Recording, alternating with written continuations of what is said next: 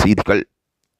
சரிகமபா நிகழ்ச்சியில் ஓர் அசைக்க முடியாத போட்டியாளராக அபிஷேகா இருந்து வருவது பலரின் மனங்களை கொள்ளையடித்திருக்கின்றது. அவர் இதுவரை இல்லாத சாதனையை நிலைநாட்டிக் கொண்டிருக்கின்றார். அபிஷேகா தனது வறுமைக்கு முற்றுப்புள்ளி வைப்பதற்கு தனது திறமையே ஓர் ஈடானது என்று அவர் தனது வாழ்க்கையில் அறிந்தும் வைத்திருக்கின்றார். சிறு வயதாக இருந்தாலும் தனது திறமைக்கு முன்னுரிமை கொடுத்து ஒவ்வொரு வாரமும் பொருத்தமான பாடல்களை தெரிவு செய்து அந்த சரிகமபா மேடையில் பாடி வருவதாக நடுவர்கள் பாராட்டுகின்றார்கள். அவருக்கு இருக்கின்ற திறமை மட்டில்லாமல் பலராலும் நாளுக்கு நாள் பாராட்டப்பட்டு கொண்டே இருக்கின்றது.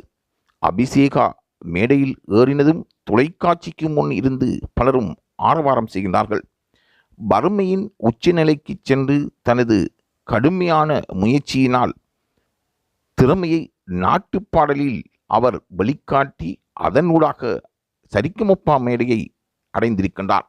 தனக்கு இந்த வாய்ப்பு கிடைக்குமா என்று அவருடைய குடும்பத்தினர் எதிர்பார்க்கவில்லை.